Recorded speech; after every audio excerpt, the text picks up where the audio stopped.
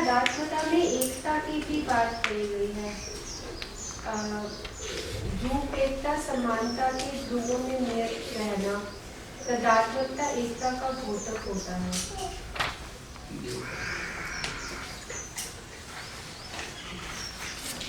कहाँ पर है? 152 में लास्ट करेगा। सेकंड पढ़ेंगे। नई किताब में बनी इस प्रकार जिनके साथ 152 नहीं 152 इस प्रकार जिनके साथ हम कार्य व्यवहार सहस्तित्व विधि से, इस क्रम में ये वाला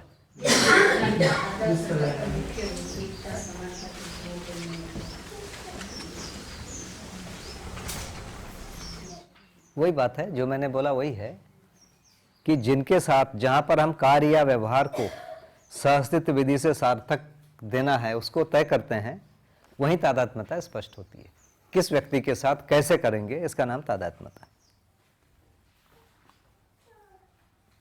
तादात्म्यता एकता का द्योतक है। यहां पर एकता हुई, इसी को एकता कह रहे हैं। एकता का मतलब है सब अलग अलग प्रकार से बोलेंगे और एकता होगी, वो नहीं है।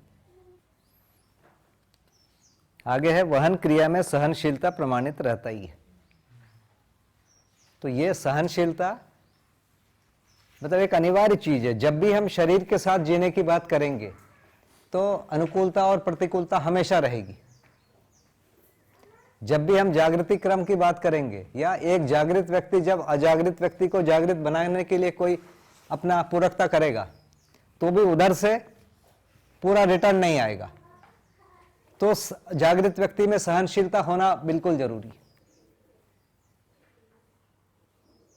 सहनशीलता माने जो प्रतिकूलता है उससे विचलित नहीं होना, चाहे बौद्धिक हो, चाहे व्यवहारिक हो, चाहे प्राकृतिक हो। तो सहनशीलता के लिए तैयार होना। कोई भी स्थिति हो उसमें विचलित नहीं होना, मतलब सहनशीलता की बिल्कुल लिमिट नहीं है। कोई मानवीय परंपरा में सहनशीलता के लिए आवश्यकता भी कम है। जितना मानवीय परंपरा है उतना ज्यादा सहनशील है। आप देखिए, यदि आप टैक्स को देखेंगे, आज जो सरकार टैक्स ले रही है और जो 200 साल या 300 साल पहले जो टैक्स लिया जाता था वो कितना था, कभी आपने सोचा है? पहले बहुत अधिक टैक्स था, अभी टैक्स भी कम हुआ है। मतलब उत्पादन का 25% तक टैक्स लिए हैं, चौथ। सोचिए ना कितना है। और फसल ही होता था ज्यादातर, उसको देना पड़ता था। अभी टैक्स भी कम हो गया। मतलब आदमी के लिए बहुत ज्यादा अनुकूल कंडीशन होती जा रही है। तो पहले का आदमी ज्यादा सह के आया है, हम थोड़ा कम सह रहे हैं और हमारी जो आगे वाली पीढ़ी है और कम सहेगी, तो यह स्थिति बनेगी। पर सहनशीलता, वातावरण, भौतिक वातावरण, प्राकृतिक वातावरण बदलेगा, उसको शरीर सहने योग्य होना चाहिए। वैसे व्यवहारिक भी हमारे पास सहनशीलता होनी जरूरी है।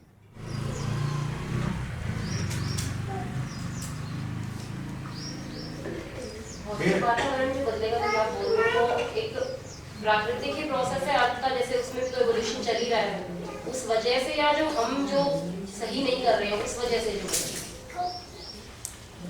देखिए, अभी यदि मैं इस जगह छत्तीसगढ़ जहां हम खड़े हैं यहाँ की बात करेंगे, आज से 70-80 साल पहले यहाँ पीने का पानी था?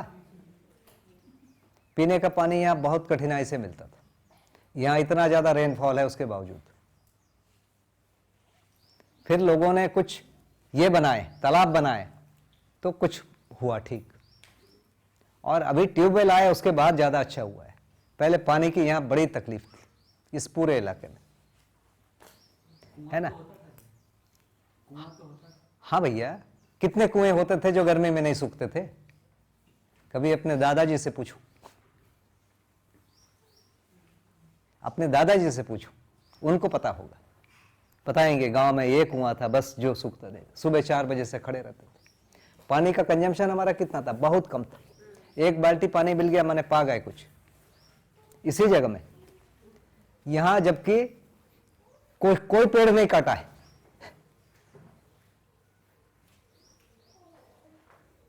तो इन सब जगह में टेम्परेचर ऐसे ही था, तापमान में बहुत अंतर नहीं आया है, लगभग वही है। कोई बहुत पेड़ यहां नहीं थे। मैं तो उल्टा देखा हूं। मेरा जहां घर था वो जगह को भाठा कहते थे। यहां पर भाठा एक शब्द है, जहां एक भी पेड़ और घास नहीं होता है, उस मिट्टी को भाठा कहते हैं। ठीक बोल रहा हूं? घास भी नहीं होता है। और वहीं पर आदमी की कॉलोनी बनी और उसके 15 साल के बाद वहां जंगल दिखते हैं। हर आदमी अपने घर में कोई पपीते का, कोई आम का, कोई नीम का, कोई केले का पेड़ लगा कर रखा हुआ है। वो पूरा भाटा है जो है आदमी ने जंगल बनाया।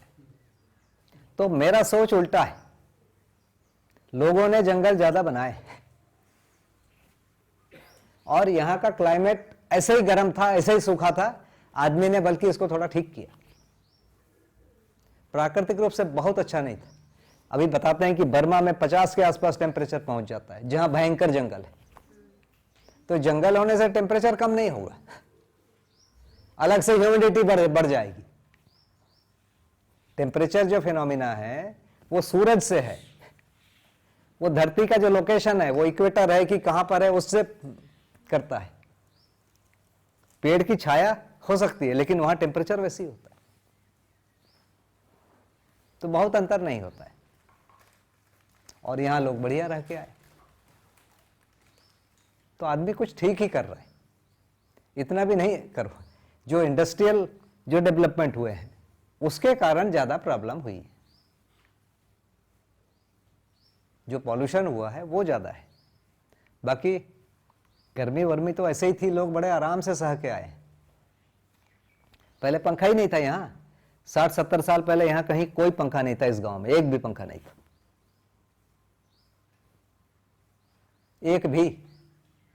लोग जिए हैं बढ़िया, फर्स्ट क्लास, है ना। रेगिस्तान में लोग जी गए भैया, ये तो बहुत अच्छी जगह है, यहां तो खूब पानी है। तो अनुकूलता हमने मान लिया कि नहीं है, लेकिन प्राकृतिक रूप से मनुष्य का जो सरवाइव करने का जो परिस्थिति है, जो क्षमता है, उसके हिसाब से वातावरण है। हम मान रहे हैं कि हम नहीं रह सकते बस, या हमने ऐसा अभ्यास बना लिया कि हम नहीं रह पा रहे। वो रहने योग्य है। अभी भी ऐसा माना जाता है कि सबसे स्वस्थ आदमी रेगिस्तान का होता है। आप आयुर्वेद की पुस्तकों को पढ़ेंगे, वहां कई जगह ऐसा लिखा हुआ है। 100% नहीं मान रहा हूं मैं, लेकिन ऐसी जगह में लोग ज्यादा स्वस्थ होते हैं, ऐसा बोल रहा हूं।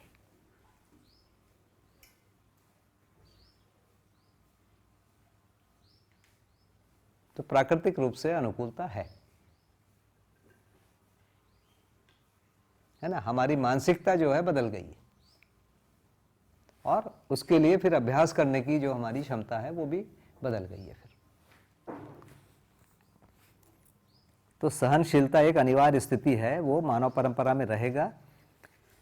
प्राकृतिक भी सहनशीलता रहेगी और व्यवहारिक भी रहेगी। व्यवहारिक का मतलब जो आदमी समझेगा नहीं वो दुख को तो व्यक्त करेगा ही, पीड़ा को व्यक्त करेगा ही, और समझदार आदमी उसको सहेगा।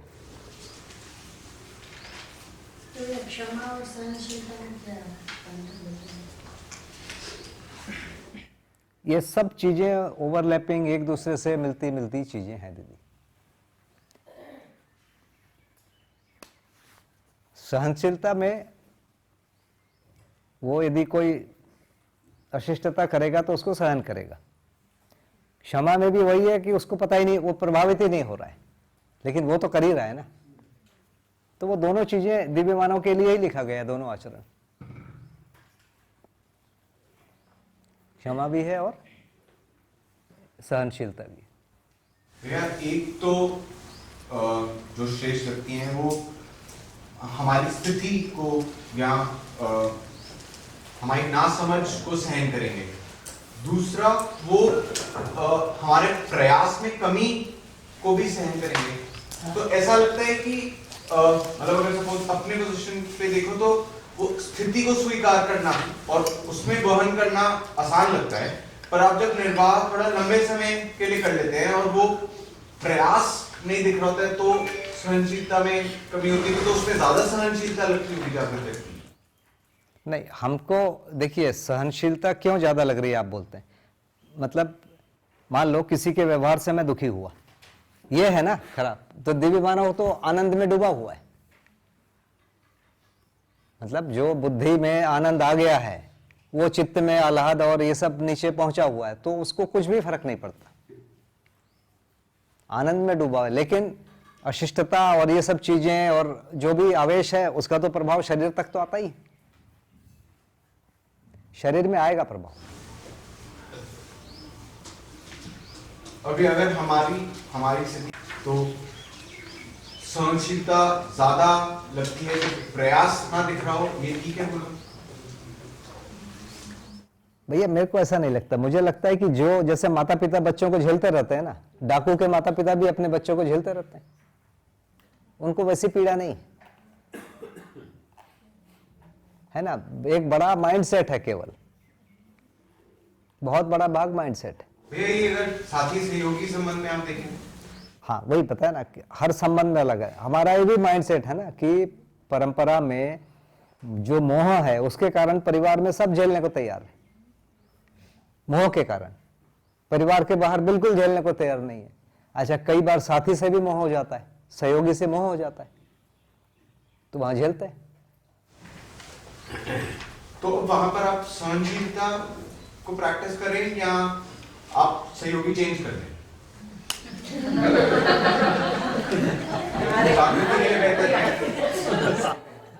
ये तो अवसर के आधार पर निर्भर करता है। देखिए वही ना, हर चीज प्रैक्टिकल निर्णय लेना पड़ेगा, कहीं पर हम बदल ही नहीं सकते तो क्या करेंगे, तो सहन करेंगे, कहीं यदि उससे बढ़िया मिलेगा तो क्यों सहन करेंगे, कोई नहीं सहेगा। देखिए अलग अलग स्टाइल है, कई लोग सोचते हैं कि नहीं, एक दुकानदार ने धोखा दिया कोई बात नहीं, उसको डांटो लेकिन सामान उसी से लेते रहो। दूसरा सोचता है कि नहीं वो बदमाश है, चेंज कर दो, उसका ये मानना है कि नहीं सभी वैसे ही बदमाश है, इसकी बदमाशी हमको दिख गई। तो एक ही के साथ रहो, एक कम तंग करेगा, उसको भय रहेगा कि हमको छोड़ देगा, है ना, या हमसे सामान नहीं लेगा या हमको डांटेगा, इस भय से थोड़ा सा नियंत्रित रहेगा। तो ये सब अलग अलग टेक्निक मान के लोग करते रहते हैं।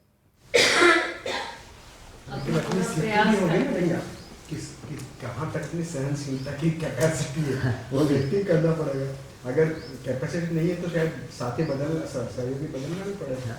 कंफ्यूजन वही है ना कि आपको कैपेसिटी बढ़ाना नहीं, वैसे मेरे हिसाब से प्रैक्टिकली सहयोगी बदलना ज्यादा कठिन है, संभव नहीं है। प्रैक्टिकल सिचुएशन यदि बताऊं तो नहीं है। दूसरा भी ऐसे हो सकता है, नहीं दूसरा मिल जाएगा इसके भी, क्योंकि दिनों दिन ये लोग कम होते जा रहे हैं। यहाँ मुश्किल है, सिटी में आसान है बड़ा। नहीं, सिटी में भी मुश्किल है। हमने तो अपने हिसाब से रखा हुआ है, known devil is better than unknown devil. आप उसकी समझ चुके हो, आप कहाँ पर आप कितना ध्यान उसको देखते हुए आप जियोगे। और कभी कभी आपकी पात्रता भी बढ़ रही होती है। हाँ, और आपसे उससे फिर वो अपेक्षा नहीं रखते हो, मालूम है वो इससे ज्यादा नहीं कर सकता, मत ध्यान दो। तो भैया जैसे आपके से जो सीनियर लोग होते हैं उनके साथ मतलब कोई गलत व्यवहार है तो वो भी सहते जो सीनियर, मतलब सीनियर को जूनियर ने गलत किया तो ऐसा नहीं सीनियर ने गलत किया तो दोनों ही सहते हैं। जैसे अभी क्या हुआ, बहुत रिसेंट वो है एक इंसिडेंट कि मैं प्रिंसिपल सर के ऑफिस में थी, तो एक बच्चे ने कुछ शैतानी की, क्लास टीचर बच्चे को लेके आ गए। अब क्लास टीचर ने शिकायत की उस बच्चे की। अब वो जो क्लास टीचर नहीं, जो वो सब्जेक्ट टीचर थे, क्लास टीचर को बुलाया गया। क्लास टीचर को इतना गुस्सा आया कि उन्होंने मतलब बच्चे को जोर जोर से पीट दिया। अब इससे पहले कि मैं कुछ बोलती, क्योंकि सर बहुत समझदार है। सर बोलते हैं लड़ाई झगड़ा तो होना ही नहीं चाहिए। तो आई वॉज वेरी कॉन्फिडेंट कि सर ने अपने पास बुलाया तो ये समझाएंगे, क्योंकि सर ने मुझे कई बार बोला कि ना लड़ाई झगड़े का क्या मतलब, लड़ाई झगड़ा तो होना ही नहीं चाहिए। तो मुझे, मैं कॉन्फिडेंट थी, मतलब विद इन सेकेंड्स वो इंसिडेंट हुआ कि सर ने भी उठ के उस बच्चे को मार दिया। अब मतलब मुझे समझ नहीं आया। अब बाद में मुझे फील तो बहुत हुआ कि सर को भी बहुत फील हुआ। तो सर ने कहा, और मैंने भी मतलब टीचर से बोला, मैंने कहा आपका कोई अधिकार ही नहीं है उस बच्चे को मारने का, आपने कैसे उसको मार दिया। अब सर को भी बहुत फील हुआ। सर भी फिर सर बाद में मुझसे बोले आपने मुझे रोकना चाहिए था। तो मैंने कहा सर मैं तो मतलब, कहते आप क्यों चुप रहे। अब मैंने कहा सर एक तो आप प्रिंसिपल सर है, मैं मतलब, और मैं बहुत कॉन्फिडेंट थी क्योंकि आप बार बार बोलते हैं कि लड़ाई झगड़ा तो होना ही नहीं चाहिए। तो मुझे लगा तो फिर उन्होंने पहले तो सुनते रहे फिर बोला आपने मुझे रोकना चाहिए था, आपने क्यों नहीं रोका।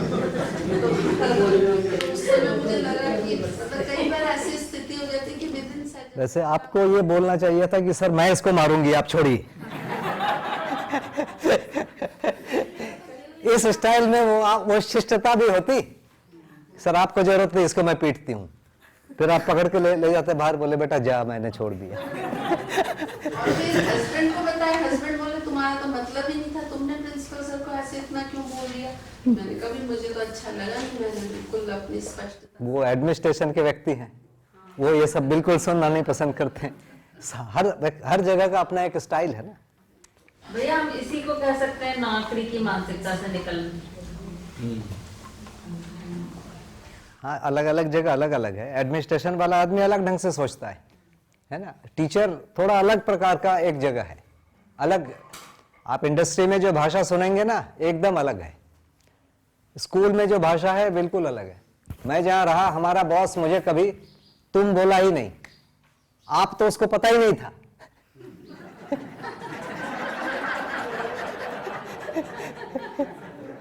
हमेशा तू बोला। और जो हमसे 2-1 पोस्ट ऊपर था, उससे और भद्दे तरीके से बात करते थे। अब सोचो, वहां का वही संस्कृति। इंडस्ट्री में ऐसे ही चलता है। आप माइनिंग इंडस्ट्री में जाइए, आपको यही देखने को मिलेगा। अब तो ज्यादा समय हो गया पुराना, थोड़ा बदल भी गया होगा। तो ऐसे ही था। एडमिनिस्ट्रेशन में बहुत कठोर भाषा है।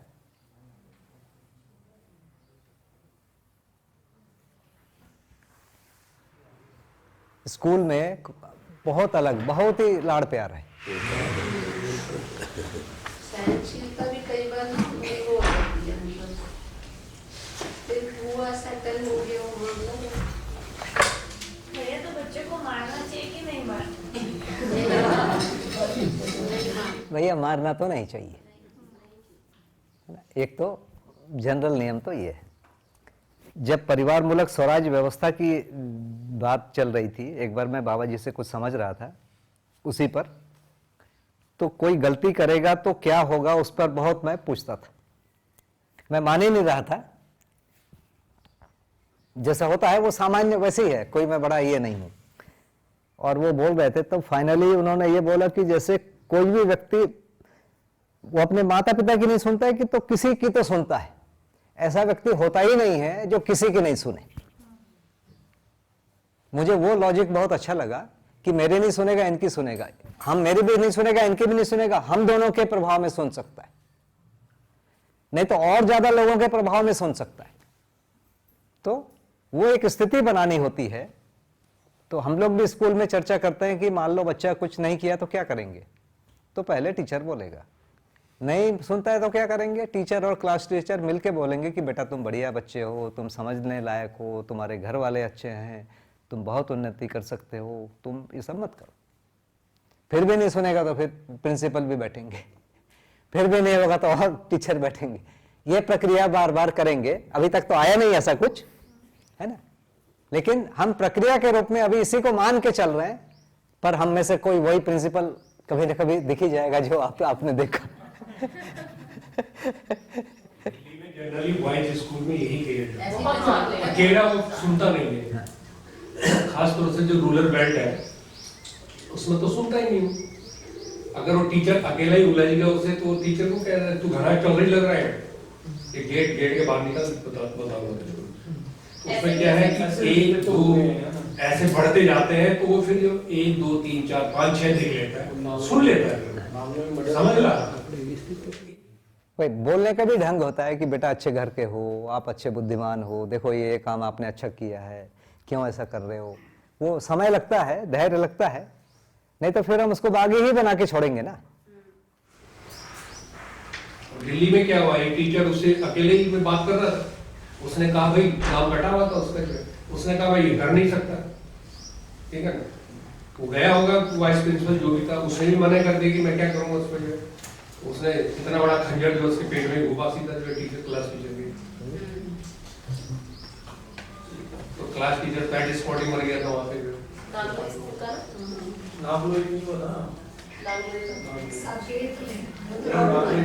नारायण में हुआ था, टीचर मारा था, फर्स्ट केस दिल्ली को इतना बदनाम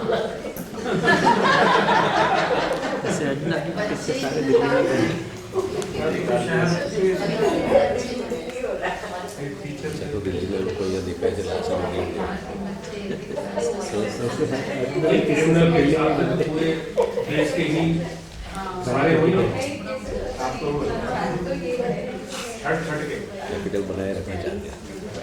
या आज की डेट में वैसे आप एनजीओज को देखें तो जितना साहस वो कर रहे हैं, उत्साह उनमें उतना ही कम होता है, तो ये व्यवस्था की दें।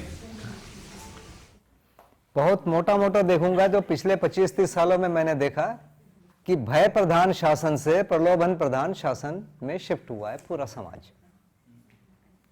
ये ज्यादा है, कुछ न कुछ प्रलोभन देके उसको टालो, ये इस जगह पर आए हैं। पूरा एडमिनिस्ट्रेशन को भी मैंने बहुत करीब से देखा, वहां भी यही है। कोशिश करते हैं कि न मारना पड़े, न दंड देना पड़े, प्रमोशन दो, ये करो, उस विधि से किसको टालते हैं। और कॉरपोरेट में प्रलोभन प्रधान बहुत ज्यादा है, एडमिनिस्ट्रेशन में थोड़ा कम है, लेकिन पहले से तो सुधार हो गया है।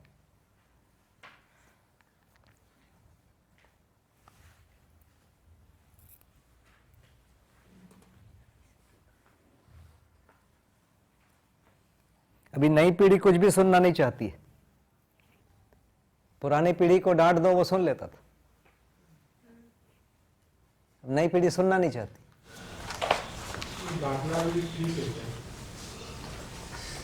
गलती बताना एक जगह पड़ेगा ना, वही भाषा क्या है, मतलब कौन सी भाषा में आप बोल रहे हो उतना ही है, क्रिया तो बोलना ही पड़ेगा ना। मतलब भैया इसमें भी सहनशीलता की एक लिमिट तो डिसाइड करनी पड़ेगी ना। पता चला आपने गलती बताई और वो आपके सिर पे ईंट मार देता है, हाँ, तो आप कहाँ तक सहनशीलता को। बिल्कुल वो तो है, फिर वो क्रिमिनल ऑफेंस में चला जाता है। मगर इसमें बच्चे के साथ जो पहला थप्पड़ या पहली डांट है, ये उसी क्वेश्चन है ना भैया, क्योंकि कोई बच्चा खंजर तो कभी भी नहीं मार पाएगा। बच्चा मतलब उसको जो पहला थप्पड़ पड़ा वही खंजर के रूप में निकला ना, अदरवाइज तो कौन स्टूडेंट जो है वो पढ़ता हुआ बच्चा विद्यार्थी कभी कैसे खंजर मारता। नहीं, उसको बाहर भी पड़ा है पहले, वो माता पिता सोसाइटी जो भी उसको जो धक्के थप्पड़ पड़े बस वो वही बचपन करेगा। से खाता हुआ है, अब सब निकालो। लोग जिम्मेदार और हैं शायद इधर तक जिस पहुंचाने में। अध्यापक को उस बच्चे ने मारा, उस अध्यापक ने शायद कभी भी थप्पड़ नहीं मारा होगा, ऐसा भी हो सकता है। है। आप यूनिवर्सिटी में, कॉलेजेस में, यूपी में चले जाइए, आपके पूरी पॉलिटिक्स गुंडागर्दी की है। हमने भी जो है वो एमएससी पर जो है करी है, पर टोटल पॉलिटिक्स वहाँ गुंडागर्दी की और कुछ नहीं। आप कितने बड़े गुंडे हैं कॉलेज में, उतने बड़े आप नेता हो जाते। हाँ, आपके युग में था, अब थोड़ा बदल गया है। अभी जगह जगह की अलग पिछले अलग कुछ स्थिति सालों है। की स्थिति वापस वैसी ही हो गई। हम लोग ये पास आउट किए और मुझे जब जॉब लगा तो मेरे साथ पूरे देश के आरईसी के लोग थे। रीजनल इंजीनियरिंग कॉलेज होता था, इंजीनियरिंग हो गया। हम जब थे, मैंने जब इंजीनियरिंग किया तो रैगिंग मुझे पता ही नहीं था, किसी ने जोर से नाम पूछ लिया तो रैगिंग माना जाता था। और ये जब आदिसी राउरकेला और वारंगल और सूरत तक के लड़के हमारे साथ आए तो होममेड बॉम्ब कैसे बनाना है ना, फिर आदिवासियों के साथ तीर के झगड़ा में क्या हो गया, कितने लोग मारे गए, ये सब बताता था कहानी, हमको मूवी जैसा लगता था। तो ये जगह जगह का अलग अलग है। टेक्निकल इंस्टीट्यूट में क्योंकि वहाँ थोड़ा जॉब की सिक्योरिटी होती है तो इसलिए वहाँ है, वहाँ नहीं है। नहीं वही कुछ जो इलाके हैं जैसे यूपी तो नोटोरियस है, इसके लिए parts of MP, UP, Uttarakhand है ना, तो हरियाणा, उधर बाकी शायद गुजरात में थोड़ा सॉफ्ट होगा, इधर आते आते महाराष्ट्र कुछ एरिया हार्ड में, कुछ सॉफ्ट है। इसमें बहुत सारी बैकग्राउंड भी डिपेंड करती है, उसकी पारिवारिक कंडीशन क्या है। मेरी क्लास में एक 6th क्लास का बच्चा था, बहुत छोटी सी है क्लास, उसके फादर कबाड़ी का काम करते थे और मदर घरों में काम करती थी। तो उस बच्चे को पूरे दिन कोई देखने वाला ही नहीं था घर में, और वो बच्चा करता क्या था, रोज बिना नहाए स्कूल आता था, और जो उसके पापा के पास ड्रिंक्स की बॉटल्स आती थी ना, उसमें थोड़ा थोड़ा ड्रिंक बचा होता था, वो सारा एक ग्लास में अलग अलग बॉटल से इकट्ठा करता था, पी के स्कूल आ जाता था। इतना सा बच्चा। अब मुझे इतने सालों बाद अभी भी उस बच्चे का ख्याल आता है कि वो इस वक्त किस परिस्थिति में होगा और क्या लाइफ वो जी रहा होगा।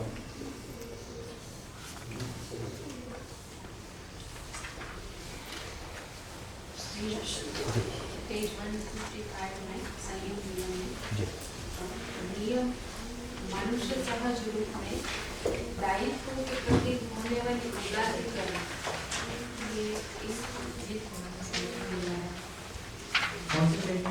155 संयम भैया एक 154 में बच गया था, अगर उससे पहले भैया लास्ट पैराग्राफ फर्स्ट में परस्परता में स्वीकृति, तृप्ति एवं मूल्यांकन परिणामों में अपेक्षा है, तो ये संबंध बेहतर फंक्शन करे, वही परिणाम बस यही।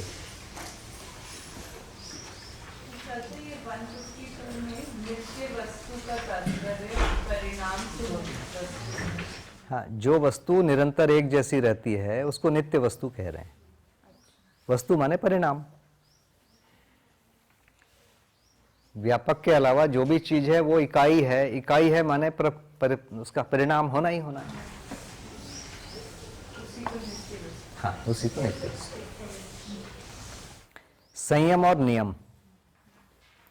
संयम माने मानवीयतापूर्ण विचार, व्यवहार एवं व्यवसाय तीनों में नियंत्रित होना।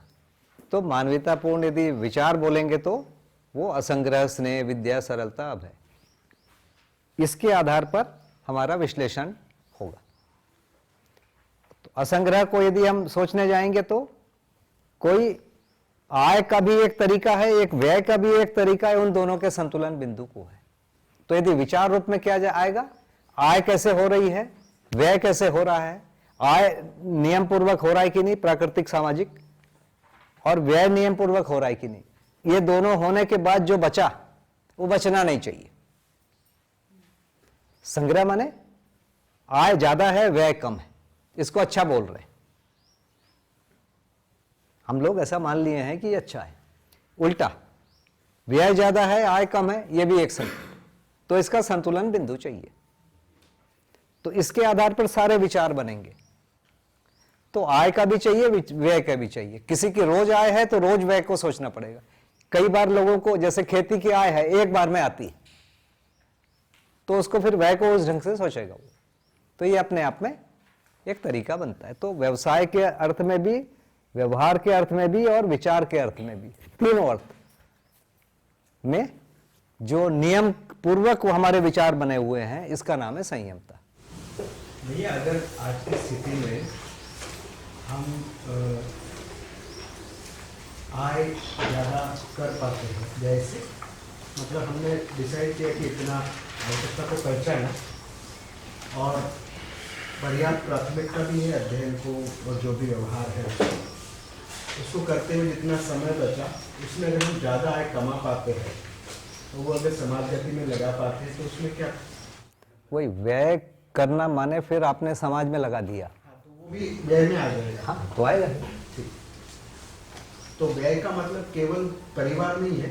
देखिए, संग्रह होता नहीं है। यदि आप कायदे से बोलेंगे ना, आपने कहीं दे दिया है, हम कहते हैं कि मैंने बैंक में डाल दिया, बैंक वाला उठा के किसी कंपनी को लोन दे दिया, नहीं वैसे नहीं बोल रहा हूँ मैं बोल रहा हूँ जैसे व्यवस्था के अर्थ में। हाँ, आपने नहीं, आप जो बोल रहे हैं वहां भी मैं आता हूं। तो मैंने पैसा मेरा थोड़ा ज्यादा हो गया, मैंने बैंक में डाल दिया। बैंक वाला क्या करता है, वो किसी इंडस्ट्री को लोन दे देता है, तो कुल मिला के वो तो कहीं लग ही गया है ना। मैं उतना सोचता नहीं हूं।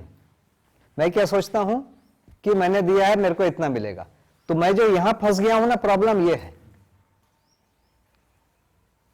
या फिर वितरण कर दिए, वितरण किए तो क्या हुआ, फाइनली किसी आदमी के पास गया, और कोई भी आदमी, स्वाभिमानी आदमी लेना नहीं चाहता है, वो देना चाहता है। आप उठा के देखोगे कोई नहीं लेगा, तो वो लेना चाहता ही नहीं, तो वो लिया है तो वो बांटेगा। अच्छा, अब यहां पर प्रॉब्लम क्या है, कुछ जगह पर मैंने जिससे लिया उसी को देना है, ये उधारी चुकता हुआ। लेकिन परिवारों में जैसे हमने माता पिता से लिया, अब क्या उधारी चुकाएंगे भाई, वो तो चुकेगा ही नहीं। तो ये क्या है, हम आगे वाली पीढ़ी को दे देते हैं, उस विधि से चुकता है। तो ये ज्यादा बढ़िया है ना। अब मैं जिससे लिया हूं उसी को देने के लिए यदि मैं ठान लूं तो वो भी दुखी होगा। तुमने मुझे खिलाया पिलाया, इतना पैसा खर्चा हुआ, ले लो। यदि माँ बाप को दे दूं तो उनको पीड़ा ही होगी, है ना। तो ये होता ही नहीं है। तो हमको यही हर जगह मानना पड़ेगा कि हमने आगे वाली पीढ़ी से लिया है, पिछली पीढ़ी से लिया है, आगे वाली पीढ़ी को देना है। जितनी अच्छी कंडीशन हमको मिली है उससे अच्छी कंडीशन आगे वाली पीढ़ी को देना है। यदि हम सोच लेते हैं तो फिर वो असंग्रह विधि में जाने लगेगा। संग्रह होता नहीं है। अच्छा, हम ऐसा यदि कर रहे हैं तो फिर हमको धीरे धीरे मानव परंपरा पर विश्वास होगा। 100 में 2-4 आदमी हो सकता है कमजोर निकल जाएं, लेकिन ज्यादा लोग ठीक मिलेंगे, और 2-4 ऐसे भी मिल जाएंगे जो उससे 10 गुना देने वाले होते हैं। यदि समाज ऐसे ही हो रहा है तो ऐसा देखने से, जब हम समाज को देखने लगते हैं ना, हमको समाज पर विश्वास हो जाता है। हम बैंक में रखते हैं और बैंक से ले लेते हैं तो हमको बैंक पर विश्वास होता है। तो बैंक पर विश्वास होकर अभय का अनुभव नहीं होगा। अभय के अनुभव के लिए हमको मानव जाति पर, मानव परंपरा पर विश्वास तक पहुंचना पड़ेगा। तो असंग्रह से बढ़िया कोई तरीका नहीं है। वितरण, विनिमय, भेंट, यही तरीका है। तो मुझे लगता है बिंदु देखना पड़ेगा कि बच्चे के लिए कितना रखना है, कितना छोड़ना है, या उसमें से कोई पार्ट अगर व्यवस्था में लगा दे तो परंपरा में ज़्यादा काम में आएगा। नहीं तो बच्चा भी अपाहिज हो सकता है आगे जाके, मतलब इन द सेंस उसको भी तो अपने स्वतंत्रता होनी चाहिए, और व्यवसाय वो भी खुद कर सकता है। वही भैया, कुछ रोग ऐसे हैं यदि हो गए और कितना भी पैसा हो, उसका उत्तर नहीं है। कुछ रोग ऐसे हैं तो वो पैसे से सॉल्व होता ही नहीं है, पक्का है। और ज्यादातर ऐसे हैं जो होते ही नहीं है रोग। यदि आप एक आदमी की जिंदगी को देखेंगे तो अधिकतर रोग होता ही नहीं है। 99.9% बच्चे स्वस्थ पैदा हो रहे हैं माँ बाप के गलत आदतों के बावजूद, और युवावस्था तक स्वस्थ ही हैं। उसके बाद गलतियों से वो बिगड़ रहे हैं। गलती 2 प्रकार की, जानबूझ के और एक अज्ञानवश। उसको यदि ठीक कर ले तो और ज्यादा स्वस्थता हो जाएगा। शिक्षा की जैसे बात करेंगे, वहां भी बहुत बड़ा एक खर्चा है। वो भी बहुत बड़ा खर्चा तो भ्रमवश। हम ऐसी जगह भेज रहे हैं जहां वो ज्यादा बड़ी अमानवीयता सीखेगा, और उसके लिए हम ज्यादा पैसा दे रहे हैं। उस ज्यादा पैसा को लाने के लिए हमने ज्यादा बड़ी अमानवीयता किया है। तो हम उस जानबूझ के अमानवीय चक्र में जाने के लिए हमने मन बनाया हुआ है। क्यों? क्योंकि हमने उस सर्कल को ज्यादा श्रेष्ठ माना हुआ है। तो ये भी एक प्रॉब्लम। तो बहुत बड़ा प्रॉब्लम भ्रम में है। मतलब सोचने के स्तर पर ही भ्रम अधिक है। हमने माना है कि उस सर्कल में मेरे को रहना है या मेरे बच्चे को रहना है। उसके बाद क्या है? मैं यहां देखता हूं ना कि जिनके घर में बढ़िया स्थिति थोड़ी भी हो गई है, वो चाहता है कि उनके बच्चे ऐसी बस में जाएं। अब वो फिर इस घर में नहीं रहेगा, ये पक्का है। वो जो बच्चा यदि स्कूल से पढ़ लिया, वो इस घर में नहीं रहेगा। वो कहां रहेगा? वो बेंगलोर रहेगा, पुणे रहेगा, लंदन रहेगा, वहां रहेगा। हमने बीज बो दिया है, पेड़ फलता है कि नहीं फलता है पता नहीं, है ना। और जिस दिन वो जाएगा उस दिन तो खुश होगा, माँ बाप किस ये होगी, और नहीं जा पाएगा तो कोसते रहेगा। कि तुम मुझे वहां डाल दिए होते तो शायद मैं चला गया होता। ये लगातार बोलते रहेगा, मैं तो सुन रहा हूं, मुझे तुमने उस स्कूल में डाला इसलिए ये हाल हुआ, उधर डाल दिए होते तो और होता, यही चलेगा। तो हम कहीं ना कहीं से उसको हम अपने से दूर भगाने के लिए सोच के आधार पर, हम उसको पूरा सोच ही नहीं पाए। तो ये एक दिन में नहीं हुई घटना, ये पिछले 50 वर्षों में हमारे ऊपर वाली पीढ़ी ने लगातार प्रयास किया कि बच्चे घर में नहीं रहें। उनका मूल मंत्र था। मैं जहां रहा हूं वहां मैं एक एक व्यक्ति से सुना हूं कि हम तो चाहते हैं कि ये फलाना बने, वो ढिकाना बने, वो ये बने, वो उधर रहे, वो उधर रहे। माँ बाप पहले से सोच के रखते थे। उसमें से कुछ लोग सफल हो गए तो चले गए, कुछ सफल नहीं हुए, वो माँ बाप की सेवा किए, उनका माँ बाप ने मूल्यांकन भी नहीं किया कि तुमने अच्छा किया, बोल नहीं पाए। मैं देख के आया हूं भाई, बढ़िया देखते ही रहता हूं, अभी भी रोज कोई ना कोई हमको बताते रहता है। तो वही पूत सपूत तो क्यों धन संचय, पूत कपूत तो क्यों धन संचय, वो तो खत्म कर देगा कपूत है, और कुछ बुराई लेके ही जाएगा, बुरा करके जाएगा। और सपूत है तो वो करेगा ही करेगा, कुछ अच्छा ही करेगा। तो लोग बोले हैं, पर वही मोह में हम कहीं ना कहीं चूक जाते हैं। किसी जगह पर हमको समाज पर अविश्वास है, मनुष्य पर अविश्वास है कि मनुष्य ऐसा नहीं होता है। थ्योरी में मैं पढ़ाते रहता हूं कि मानव सुख चाहता है, मानव गलती नहीं करना चाहता है, लेकिन जब मैं व्यवहारिक प्रक्रिया में जाता हूं तो मैं मानता हूं कि नहीं, मानव को पैसा दो तो वो ले लेगा, कभी नहीं देगा, ये मानता हूं। तो हमारी मान्यता कुछ और हो गई है, बोलने के लिए कुछ और हो गई। अब करें क्या? इस मान्यता में सुधार करने के लिए थोड़ा रिस्क लेना ही पड़ेगा, थोड़ा सा तो रिस्क लेना पड़ेगा ना, नहीं तो कैसे अच्छे लोगों को आप देखोगे कैसे? आप इसको रिस्क बोलिए या जीने के लिए, आगे बढ़ने के लिए ये आवश्यकता बोलिए।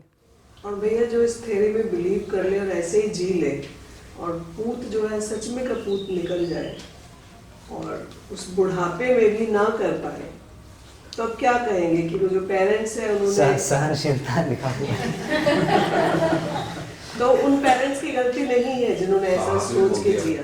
हम जो सुख भोग रहे हैं ना, जैसे मैं एसी में बैठता हूं, मैंने नहीं बनाया है ना। ये जो बिल्डिंग है, अच्छे बिल्डिंग में मैं रहता हूं, मैंने नहीं बनाया, उसका पैसा मैंने या मेरे पिताजी ने भी नहीं कमाया, मेरे दादाजी ने नहीं कमाया। तो हम जो सुख भोग रहे हैं ना, वो 99% दूसरों का है। वैसे ही हम जो दुख भोगेंगे उसमें कुछ भाग दूसरे का होगा, ये मानना पड़ेगा ना, उसके लिए तैयार होना पड़ेगा ना।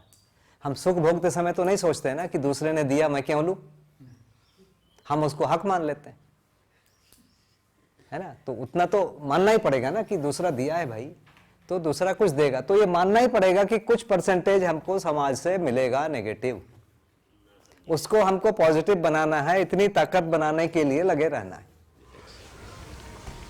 वैसे भी ये जैसे आप कह रहे हैं ना, छोटे छोटे एक्सपेरिमेंट करने पड़ते हैं तो फिर और विश्वास बनता है। जैसे एक बार मैंने सुप्रिया से सब्जी मंगवानी थी, अब घर तो दूर है, कैसे, इससे मैं बार बार कहती थी, तो मैंने इससे बोला सुप्रिया किसी भी ऑटो वाले के पास तुम रख दो और तुम ना भेज दो। इसने बोला क्या होगा? मैंने कहा क्या होगा, ज्यादा से ज्यादा वो सब्जी ले जाएगा ना, इससे ज्यादा तो कुछ नहीं होगा।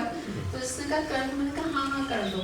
इसने भी किसी ऑटो वाले को, कोई भी, इसने भेज दिया। अब वो ऑटो वाला मेरे घर के नीचे सब्जी देकर गया, थैला देकर। फिर एक बार मैं आ रही थी, ऑटो में थी, तो मैं तो छुट्टी पर थी, तो एक और स्कूल है, तो सर ने बोला मुझे बुक्स चाहिए। मैंने कहा सर मैं तो आज हूँ नहीं, पर मैं जिस ऑटो में आ रही थी, मैंने कहा भैया आप दे आओगे? उसने कहा हाँ दे आओगे। मैंने कहा क्या होगा, ज़्यादा से बुक्स ही ले जाएगा ना। उसको पैसे दिए, वो बिल्कुल उसी टीचर के हाथ में बुक्स दिया। तो ये जब हम छोटे छोटे एक्सपेरिमेंट्स, तो मेरा विश्वास बहुत दृढ़ है, मतलब दिल्ली जैसे जगह में भी, क्योंकि मैं बहुत एक्सपेरिमेंट्स ऐसे करती रहती हूँ। तो ज़्यादातर जो व्यक्ति है ना वो ईमानदारी है, और जैसे जो बच्चे हैं, गरीब बच्चा भी इतना स्वाभिमानी है, वो नहीं लेना चाहता, बिल्कुल, पर समझना चाहता है। तो मैं बहुत ऐसे एक्सपेरिमेंट्स करती रहती हूँ, तो मुझे बहुत दृढ़ विश्वास है कि नहीं, व्यक्ति ईमानदार है। दूसरे में विश्वास दिखा पाना बहुत अच्छा, और ऐसा करने में ना सामने वाला भी बड़े हैरानी से देखता है, मतलब वो कन्विंस ही नहीं हो रहा था कि आप किराया भी एडवांस में ही दे रहे हो और सामान भी दे दिया और अब मैं जाऊँ। मतलब जैसे कैब वगैरह में बैठो तो एडवांस, बड़ा मतलब हैरानी होती है, उनको भी हैरानी होती है कि इतना विश्वास कोई हमारे बाप कर रहा है। हाँ एकदम आ जाते हैं, जैसे मैं कहीं भी होती ना ऑटो वाले रिक्शा वाले अपने आप ही। तो मानव मूलतः अच्छा है, बाबा जी ने लिख दिया और उसको मैंने पढ़ लिया, ये पर्याप्त नहीं है। इसको जांचने के लिए मुझे कुछ लोगों के साथ व्यवहार करके देखना पड़ेगा ना कि वो वाकई में मूलतः अच्छा है कि नहीं है। तो अच्छा नहीं है मान के मारूंगा उसको, या वो अच्छा है मान के कुछ उसको साथ कुछ अच्छा करूंगा, कौन सा इजी है? तो इजी तो है कि अच्छा मान के कुछ अच्छा करूं। तो यही है व्यवहारिक प्रक्रिया, यही है जीना। हमको आदमी अच्छा है मान के जी के देखना पड़ेगा। एक एग्जांपल इसी तरह से था, मेरा ब्रदर था और मैं था और अनीता थे हम लोग। तो वो स्कूटर वाले को कहीं घूम के आए और वापस आए तो उसको पैसे दे दिए, पैसे जितने उसने मांगे वो दे दिए। लेकिन धीरे से ब्रदर ने बोला कि नहीं इसने पैसे ज़्यादा दे दिए। हम तो चले गए, वो है ना 10 मिनट बाद वापस आए कि ये पैसे आप बोल रहे थे कि ज़्यादा दे दिए आपने ये पैसे। बताइए। मतलब उसने सुन लिया था मतलब कि धीरे से, लेकिन नहीं ये नहीं लेना चाहते। मैं एक बार हस्बैंड के साथ गए थे रिक्शा में, तो हस्बैंड ने बोला give him some extra money, तो उसको समझ आ गया, उसने कहा नहीं मैं नहीं लूँगा। तो मतलब बहुत, मैं तो बहुत देखा है कि गरीब से गरीब व्यक्ति भी ईमानदार भी है, स्वाभिमानी भी है और दया भी है उसमें। बहुत बहुत, मैं तो बहुत देखा ना। क्या है, कहीं भी जाता हूं तो किसी रिक्शा में बैठा तो उससे बातचीत शुरू कर दिया रिक्शे वाले से। वो आदत ही है, किसी गाड़ी में बैठा तो ड्राइवर के साथ गप मारते हुए चलते रहे। तो उसमें बहुत सारी चीजें पता चलती रहती है, वहाँ के लोकेलिटी, समाज, इसके बारे में। शंका भी होता है, उसके लिए मैं आपको एक कहानी बताता हूँ। मेरा क्यों मतलब जनरली शंका, हमारा विवाह हुआ था 2008 में,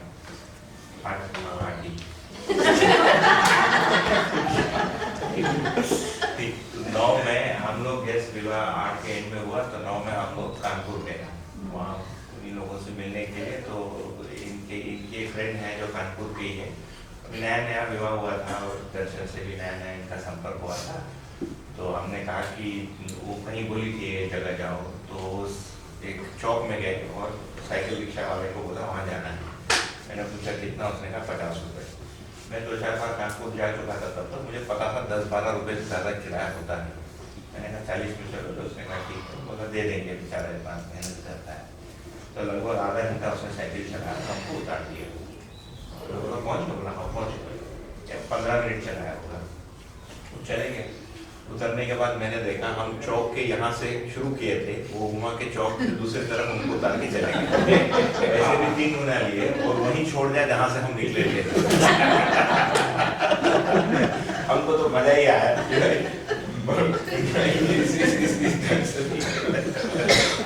नहीं पर फिर वो तो है ही, कई मतलब एक्सपेरिमेंट्स भी करने पड़ते हैं। नहीं वही मैं कह रहा हूँ, एक्सपेरिमेंट जब करने जाएंगे तो दोनों कभी-कभी ये भी मिलेगा, उसको फाइनली फिर दर्शन से ठीक करना पड़ेगा, एक्सपेरिमेंट से ठीक नहीं।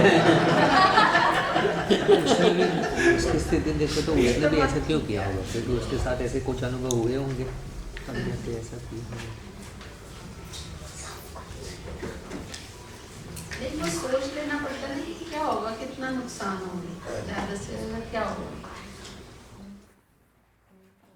नियम है नियंत्रण पूर्वक स्वयं स्फूर्त विधि से व्यवस्था में जीते हुए समग्र व्यवस्था में भागीदारी करने की प्रवृत्ति और प्रमाण।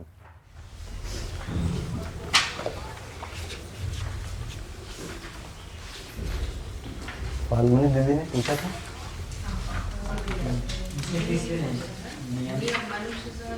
दायित्व के प्रति होने वाली उदासी कम। मनुष्य सहज रूप में दायित्वों के प्रति होने वाली उदात्तीकरण स्वयं स्फूर्त संप्रेषणा प्रकाशन कार्य व्यवहार है। तो नियम दायित्वों से भिन्न नहीं है ना, दायित्व ही नियम है। तो जैसे ही हम नियम कर रहे हैं या दायित्व कर रहे हैं तो अपने आप नियम हो जा रहे हैं। उदात्तीकरण माने जो हम पहले नहीं कर रहे थे वो चीज करने लग गए।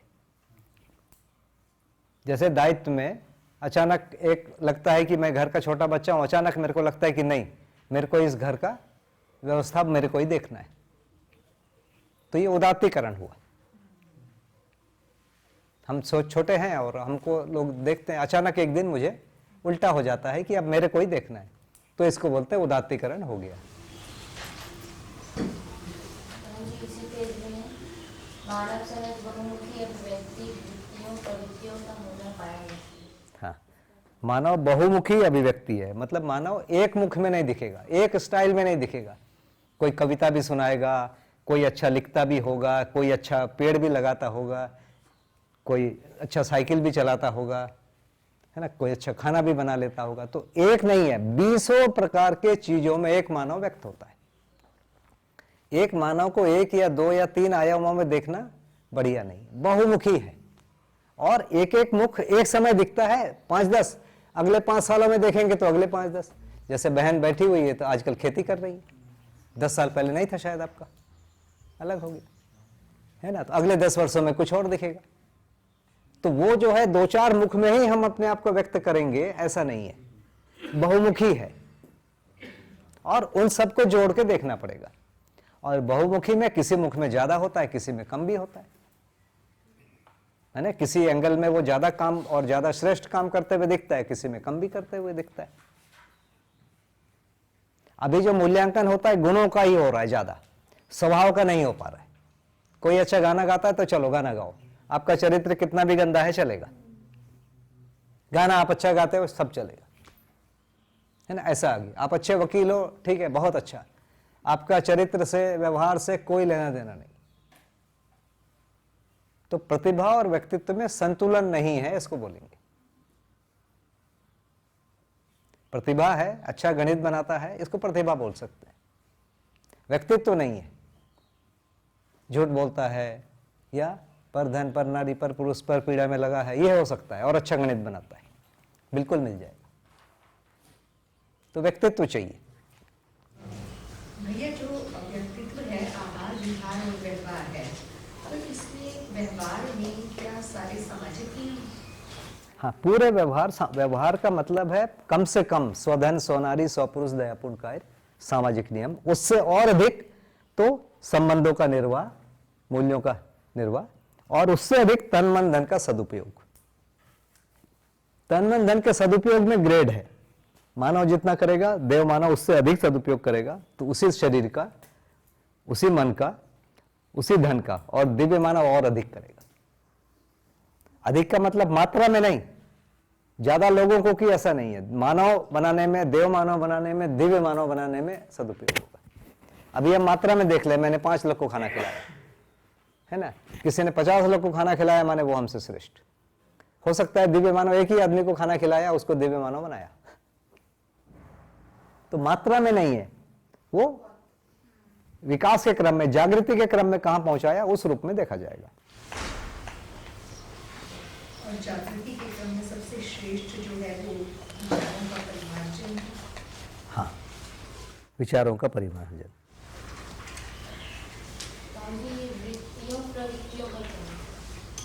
वृत्ति, प्रवृत्ति, निवृत्ति, 3 चीजें।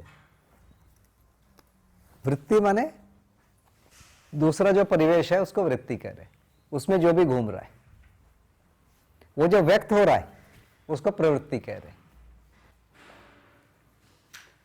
है ना। तो वृत्ति को मोटी मोटी भाषा में विचार कहते हैं। विचार और वृत्ति एक साथ जुड़ा मुड़ा है, और जो व्यक्त हुआ उससे पता लगता है कि इसका विचार कैसा है। जैसे मेरे कार्यों को, व्यवहारों को देखेंगे, उससे पता चलेगा कि मेरा विचार कैसा है, मेरी वृत्ति कैसी है, किसी का भी, है ना। दिखेगा कैसे, हम अपने आपके विचारों को कैसे समझते हैं? बोलते हैं कि वो लड़का बहुत अच्छा है, बहुत दयालु है। वो कौन उसके अंदर में झांक के देखा है? उसके व्यवहारों को ही देखा है हमने, उससे बोलते हैं दयालु है। उसके व्यवहार को देखते हैं क्रूर, उसके व्यवहार को देखते हैं लालची, उसके व्यवहार को देख के बोलते हैं उदार। तो क्या देख रहे हैं? उसने भौतिक वस्तुओं को किस ढंग से उपयोग किया, उस आधार पर जो निर्णय होता है कि ये लालची है या उदारता है। दयालु, किसी मनुष्य के खराब स्थिति को ठीक में बदलने के लिए अपनी शक्तियों को लगाया, उसको बोलते हैं दयालु। इसका उल्टा, किसी की अच्छी स्थिति को बिगाड़ने में लगा, उसका नाम है क्रूरता। तो इसको वृत्ति और प्रवृत्ति कह रहे हैं।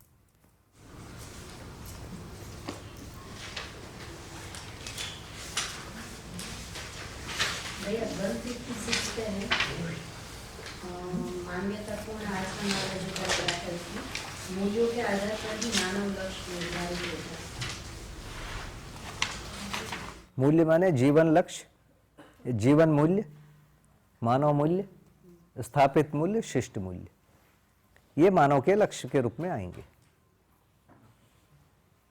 मानव यदि कुछ पाना चाहेगा, निर्धारित होगा या पहले मूल्य होगा? मूल्य लक्ष्य निर्धारित पहले होगा या पहले मूल्य आएंगे? देखिए मूल्य तो हमेशा बाद में आएगा, है ना। पहले आएगा क्रिया, क्रिया आएगा, उसके बाद मूल्य आएगा। उसके पहले क्या आएगा? उसके पहले विचार आएगा। विचार के क्रम में आएगा श्रेष्ठता, ये श्रेष्ठ है, ये श्रेष्ठ है। जैसे कुछ लोग मानते हैं क्रूरता ज्यादा श्रेष्ठ है, वो लोग क्रूरता करते हैं। कुछ मानता है कि नहीं, क्रूरता श्रेष्ठ नहीं है, उदारता ज्यादा श्रेष्ठ है, वो उदारता में लगते हैं। तो उनके वैचारिक स्थिति को देखेंगे तो सबसे पहले उसमें परिवर्तन होगा। हम पहले किसी फिल्म स्टार को अपना आदर्श मानते थे, उसके हिसाब से रहना, कपड़ा, बाल, चलना फिरना सोचते थे। एक दिन उल्टा हो गया, बदल गया। वो किसी दूसरे व्यक्ति को, बाबा जी को ही मैंने श्रेष्ठ मान लिया, नागराज जी को। अब क्या करेंगे? अब उसके हिसाब से बोलना, बात, भाषा, वो कार्यक्रम पूरा बदल गया। तो सबसे पहले परिवर्तन विचारों में होता है, उसके बाद फिर व्यवहार और व्यवसाय में आता है, उसके बाद ये मूल्य के रूप में जीवन में आता है। तो लक्ष्य क्या बना, मूल्य क्या है? तो लक्ष्य के रूप में पहले हमने मूल्य बनाया कि ये हायर वैल्यू है, ये कम वैल्यू है। वो फिल्म स्टार मुझे कम वैल्यू का लगा उस समय। तो पहले होता है परिवर्तन, वैसे ही हमारे लक्ष्य में ही परिवर्तन हो जाता है, उसमें परिवर्तन होगा, उसके बाद वो बहुत देर में दिखेगा, एक दिन में नहीं होता है। दिखने वाला काम देर लगता है। जीवन में परिवर्तन बहुत जल्दी भी हो सकता है, एक लक्ष्य से दूसरे लक्ष्य में तुरंत शिफ्ट हो गया, ये हो सकता है, लेकिन वो दिखने में थोड़ा समय लग सकता है। और अपने अंदर अनुभव में आ जाने में, स्थिति बन जाने में वो और समय लगता है। तो लक्ष्य पहले दिखता है, प्रयोजन बाद में। हाँ, मानव के साथ यही है, लेकिन बहुत छोटे बच्चों के लिए आप ऐसा नहीं बोल पाएंगे। वो घर में जो देखते हैं उसी को कॉपी कर रहे हैं, उसी को कॉपी कर रहे हैं, उसको बहुत बाद में लक्ष्य तक समझ में आता है। लेकिन बाबा जी को पहले प्रयोजन ना हुआ। हाँ, बाबा जी आदर्शवादी परंपरा से थे, तो उनको एक प्रयोजन बोला गया था, उसको वो करते थे। कुछ को वो नहीं कर पाए, जैसे उनके पास कोई छुआछूत और ये सब था, उनको नहीं जमता था, तो नहीं कर पाते थे। लेकिन एक समय जिज्ञासा हुई, जिज्ञासा का उत्तर इस रूप में दिए गुरुजी ने कि तुमको साधना करना पड़ेगा। तो चूंकि गुरुजी पर उनकी आस्था थी, उस साधना विधि को पहले से करते भी थे, तो उस पर आस्था होने के कारण वहां चले गए। तो वो विचार में ही पहले आया और उसके बाद फिर आचरण में आया साधना, उसके बाद फिर समझ में आया पुनः जागृति, फिर जो जीने में जो भी और सुधार करना था उन्होंने उसको और किया, क्रम से हुआ वो। तो मानव में विचार से ही प्रक्रिया शुरू हो रही है, बिना विचार के कुछ भी नहीं हो रहा है। विचार में क्या बन रहा है? लक्ष्य बदल जा रहा है। मूल में जो बदलाव है वो लक्ष्य के रूप में बदलाव आ जा रहा है। और लक्ष्य दोनों रूप में होता है, व्यक्ति के रूप में भी होता है और कई बार तार्किक कोई निष्कर्ष जैसा कोई चीज बनता है उसमें भी होता है। ज्यादातर आप देखेंगे ना, लक्ष्य कैसे बनता है? कोई व्यक्ति से बनता है। कोई किसी क्रांतिकारी को देख के क्रांतिकारी बनने के सोचे, कोई किसी खिलाड़ी को देखकर खिलाड़ी बनने का सोचता है, वैसे ही कोई गुंडे को देखकर कोई गुंडा बनने का सोचता है, कोई गायक को देख के गायक बनने का सोचता है। यह सबसे अधिक होता है, सबसे अधिक यदि आप देखेंगे, यदि परसेंटेज संख्या के रूप में देखेंगे तो व्यक्ति से व्यक्ति में होता है, और यदि व्यक्ति के से न होकर तर्क में होता है उसको बहुत तकलीफ होती है बाद में। मतलब उसको जो तर्क है उसको वस्तु से जोड़ना एक लंबी प्रक्रिया हो जाती है। मतलब मैंने कोई एक लक्ष्य बना लिया, मान लीजिए सुखी होना है, अब सुखी होने के स्वरूप को तय करना पड़ेगा, उसके बाद फिर उसके स्वरूप में कोई मनुष्य होना पड़ेगा। वो मनुष्य यदि मुझसे आगे कोई नहीं है तो फिर सुखी भी होना नहीं बनता है। मेरी बात पहुंची आप तक? जैसे मान लीजिए मुझे अनुभव करना है, मेरे मन में है कि मेरे को अनुभव होना है, तो पहले मुझे यह स्वीकारना पड़ेगा कि अस्तित्व में अनुभव कोई स्थिति है। अस्तित्व में अनुभव संभव ही नहीं है, यह स्वीकार के मैं अनुभव के लिए नहीं बढ़ पाऊंगा, तो पहला है। दूसरा यह भी स्वीकार करना पड़ेगा किसी को हुआ है। इन दो परिस्थिति को यदि आप स्वीकारे नहीं, मैं नहीं स्वीकारा, कोई नहीं स्वीकार, वो आगे नहीं बढ़ेगा। तो हमको वो स्थिति को लाना ही पड़ेगा कि अस्तित्व में अनुभव एक होती है, स्थिति है, उसको वस्तु के रूप में स्वीकारा। फिर किसी व्यक्ति को स्वीकारना पड़ेगा कि किसी को हुआ है, कोई भी हो सकता है। उसके बाद फिर तय होगा कि हमारा होगा। इन दोनों को नहीं करेंगे तो हमारा नहीं होगा, संभव नहीं। बाबा जी को कब हुआ था अनुभव? बाबा जी को अनुभव कब हुआ? 68 1968 बुद्ध पूर्णिमा को नहीं हुआ। कार्तिक पूर्णिमा को, जिसको गुरु नानक जयंती कहते हैं, उस दिन।